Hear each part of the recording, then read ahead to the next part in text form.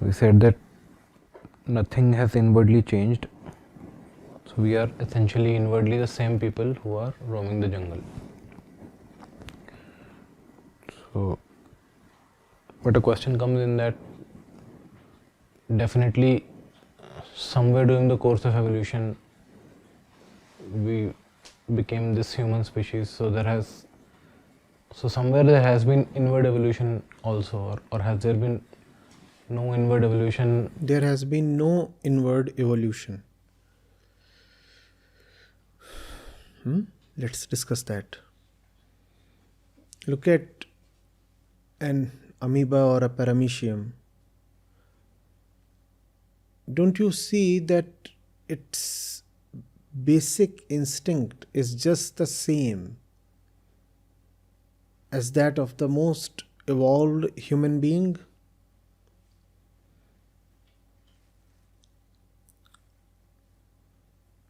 It wants to exist. You want to exist. What has changed? You are still the amoeba. Oh, you can contradict me in 1,000 ways possible. What I am saying is so vulnerable to arguments that you can trash it in no time. But with some empathy and understanding, try to get into the truth of it. With all our evolutionary gifts, intellect, memory, muscle, the subsequent development of a suitable and comfortable ecosystem aided by technology, are we still fundamentally different from any other kind of conscious life form on the planet anywhere else? Tell me, please. An amoeba reproduces. So do we. An amoeba eats. So do we. No, sir, but there is so much that we do not share with amoebas. Let's see, please. Is there anything that you do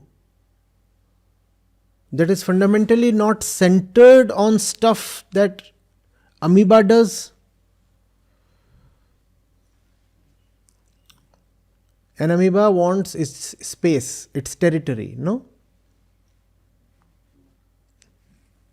Even a little plant does. A blade of grass does. The most primitive being does.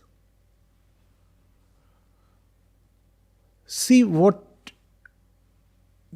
do you use your knowledge and your skills for? Aren't your resources, your money, going so much towards acquiring space and territory? Both physical and psychological? Tell me, please. An amoeba wants to have personal space, space that it can declare as its own, territory that it can monopolize. That's what even an amoeba wants.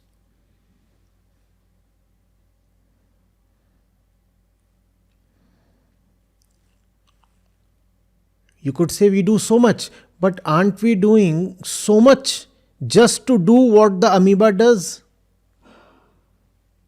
The amoeba obviously doesn't go to the office every day. You do go to the office, but you go to the office to do what the amoeba does. No? The amoeba has no laboratories. It does not develop technologies. But we have laboratories and we have developed technologies to do what the amoeba does. The amoeba does not have language. We have language. What do we use language for? To do what amoeba does.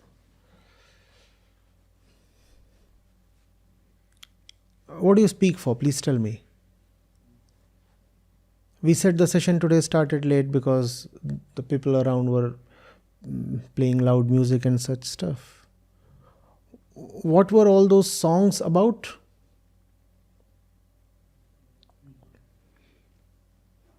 They were about reproduction, you see. Let's put it bluntly. The fellow wants to mate.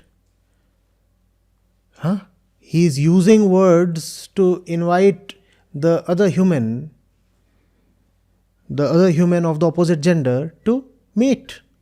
And that's what we call as songs,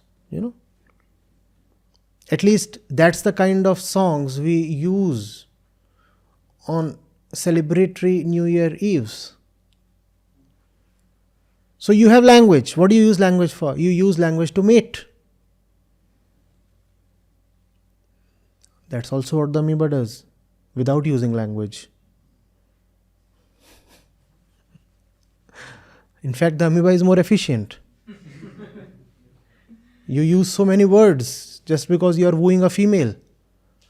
Words and instruments and loudspeakers. Goodness.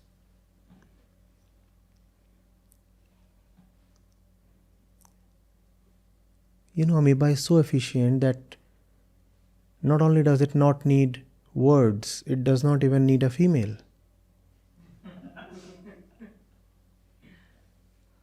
It just multiplies on its own. It's both a male and a female. It's neither a male nor a female. Is there anything that you do that is fundamentally different from what an amoeba does? So where is evolution? Please tell me. Whatever we do for the sake of existence. We want to remain. We want to remain as we are. That's also exactly what the amoeba wants. How are you different?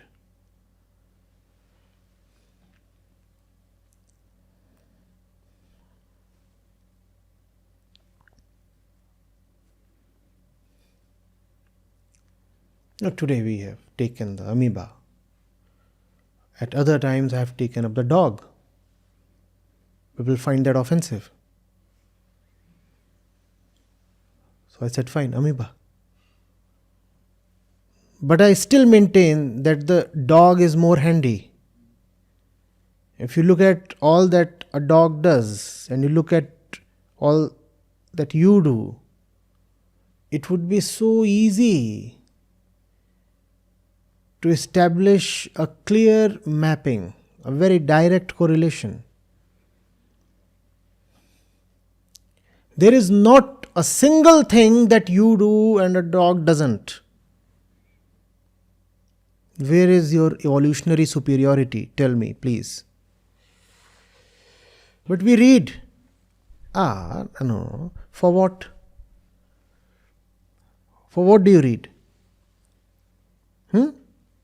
You read to feed yourself. You read to clothe yourself. You read to acquire physical, psychological space. A dog manages all of that, even without reading. No? You need to draw international boundaries. The dog just has to lift his leg.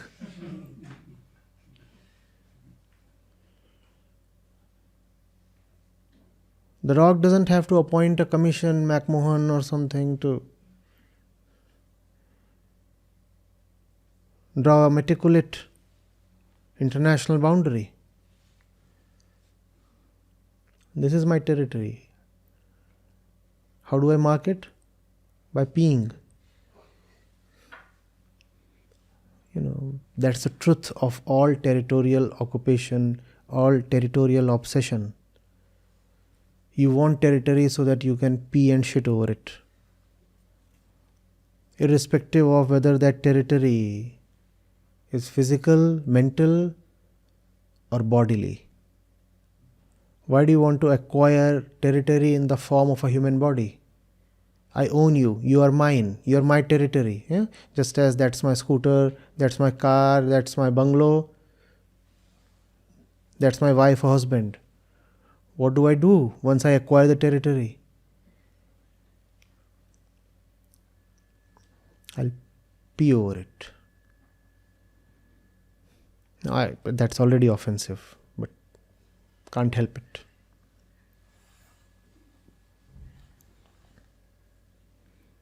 What else do you do once you have acquired a man or a woman? Think of it, please. There was one thing that you could not do without acquiring that person. Spoil his or her body. Once you have acquired him, then literal shit. No?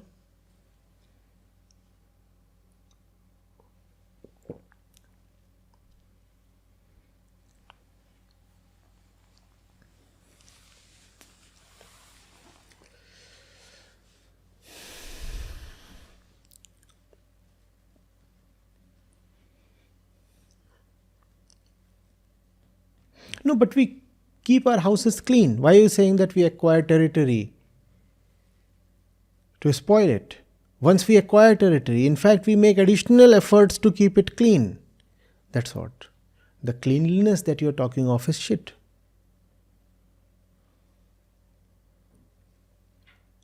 You acquire territory to use it to maintain yourself.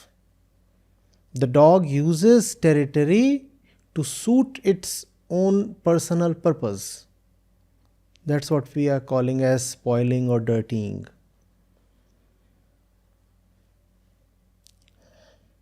So it might appear that you are keeping your place very clean, but still, the purpose is very dirty. The purpose is continuation of my existence as I am. My place will be used to provide me comfort and security. That's a very dirty purpose.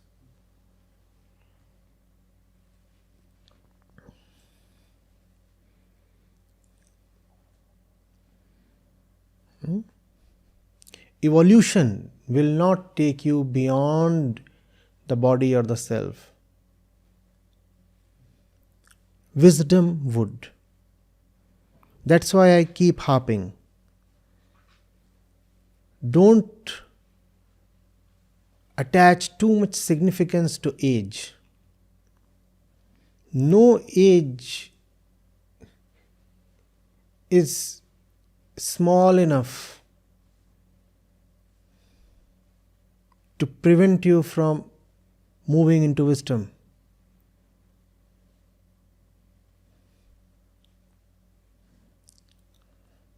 And no age is advanced enough to prevent you from moving into wisdom. Evolution will not help. Experience will not help. Age will not help. Only wisdom would help. If you think that experience will deliver wisdom to you, you are badly mistaken. If you think being called a senior citizen will deliver you from Maya, you are in a fool's paradise.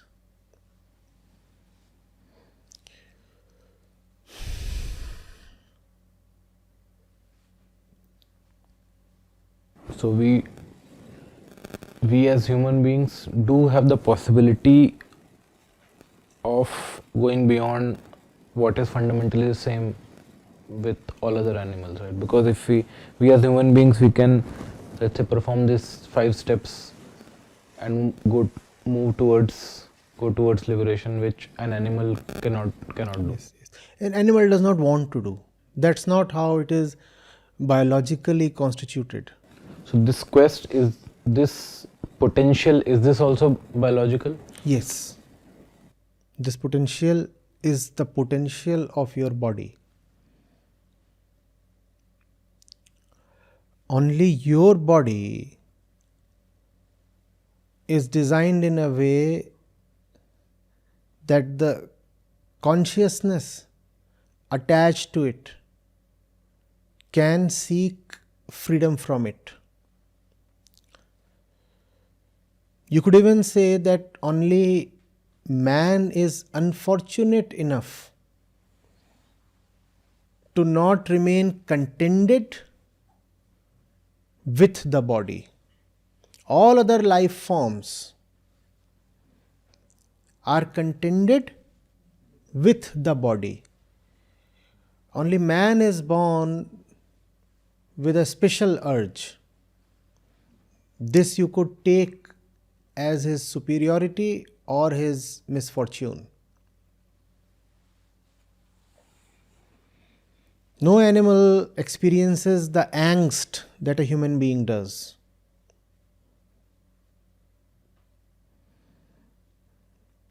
Animals don't have to go through so much tension and inner strife.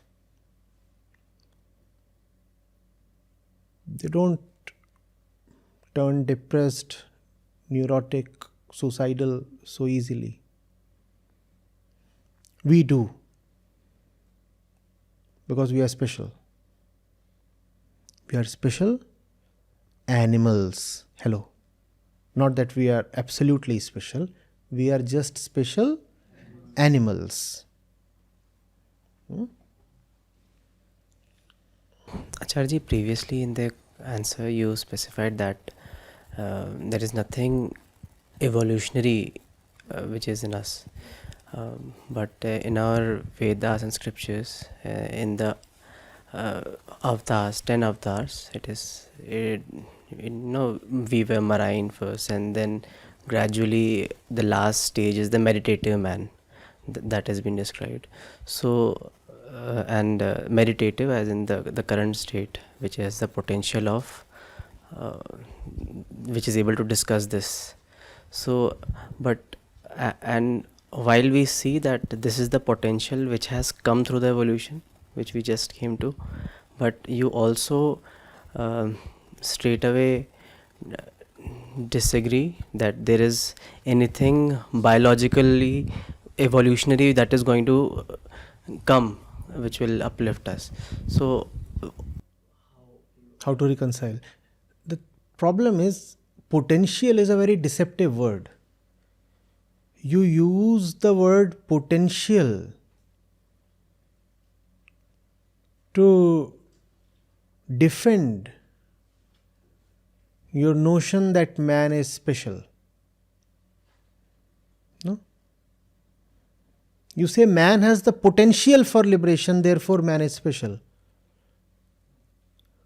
You say man has the potential for liberation, therefore man is better than animals. I take potential as a phantom, as Maya, myth. Potentially we are all divine. Potentially we are all the true self, Atma. So what? So what? Where is that potential expressing itself in your life? The only use you have for that potential is that you use it to defend your unreasonable sense of grandeur and superiority. We are potentially great. Two hoots to your potential. What are you really? What are you living as? Potentially, yes, you could be sage Angiras. What are you living your life as? Tell me that. You are living your life as the amoeba. Therefore, I'll call you the amoeba. I won't call you Angiras. You might be born with so much potential. That's actually unfortunate, because you will die with so much potential. Would have been better had you been born with no potential, because that potential is never going to fructify. You will just die with it. With you, it would be turned to ashes. What's the point in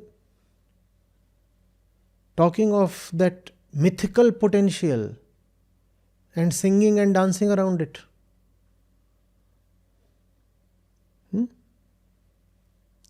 Our possible glory. Possible glory or current debauchery. I want to talk of the latter.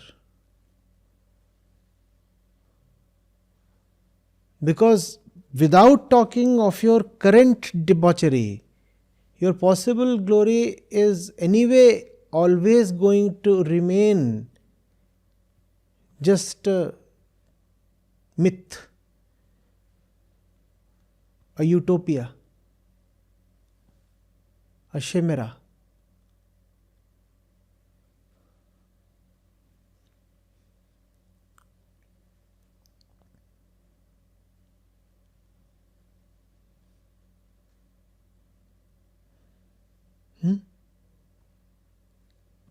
Like people talk of their great ancestors. I come from the line of the great king who once used to rule Delhi. How does that help you? Look at your life. How does that help you? I come from the line of the Buddha or Mahavir. Who are you? Who are you? Look at your life. All the time you are violent and you are talking of Buddha and Mahavir. Oh, but I'm a Bharadwaj Brahmin. Or some other Brahmin. I come from the line of sage Agastya. And even as you say this, you are spitting chicken bone out from your mouth.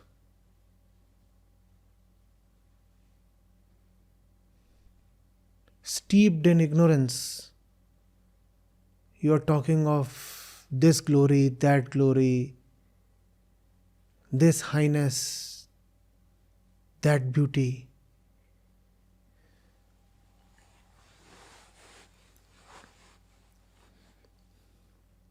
Potentially you could have been the topper of your class.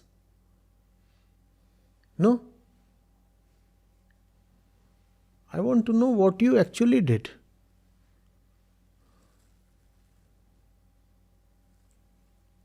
Potentially you could have won 8 Nobel Prizes by now.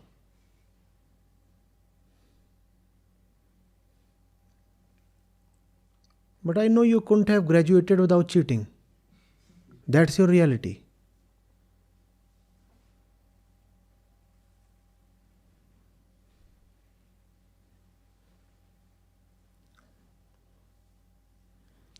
Isn't it actually a disgrace that in spite of having a potential, we live the life of an amoeba? Doesn't that not only make us equal to, but rather worse than the amoeba? The amoeba never had the potential of being anything beyond the amoeba. You had the potential and you still lived as the amoeba. Now tell me, are you better or worse than the amoeba? Worse than the amoeba. That's the reason I keep saying the dogs are better than us. They are at least performing to their average. There is a tail ender. I'm talking of cricket. His average is 10. Batting average 10. He has no more potential. His batting average is 10. And he comes to bat and gets out at 10.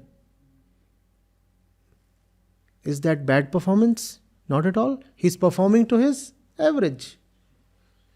No, you are a top order batsman. Your average is 58. That's your potential, right? You could have made 58 or more. And you come and you get out at 10. Who's better? The tail ender or you? So the dogs are better than us.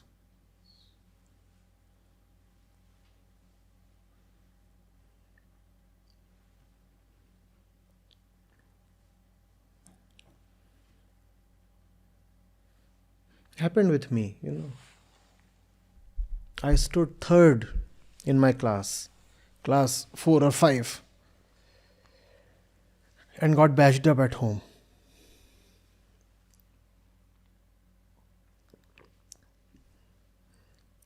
Wasn't a bad performance by any means. Third in a class of 40 or 50. Got beaten up. And then I rebelled. I said, this, my sister, she never even manages a single digit rank, but happily she carries her report card, comes in, throws it away, and starts rolling on the bed. And nobody utters a word to her. All the time she is just happy. I burn the midnight oil. She keeps snoring. She comes 13th in her class. I came third. She is still happy. I have been bashed up. This won't do.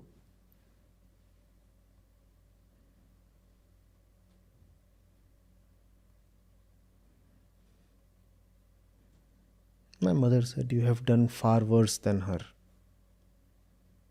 I couldn't really grasp. Now I think I do.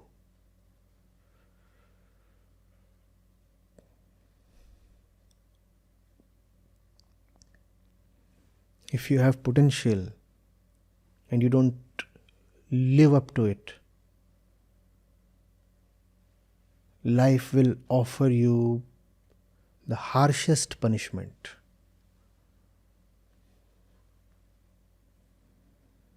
Because you have failed in your one duty as a human being, to materialize your potential.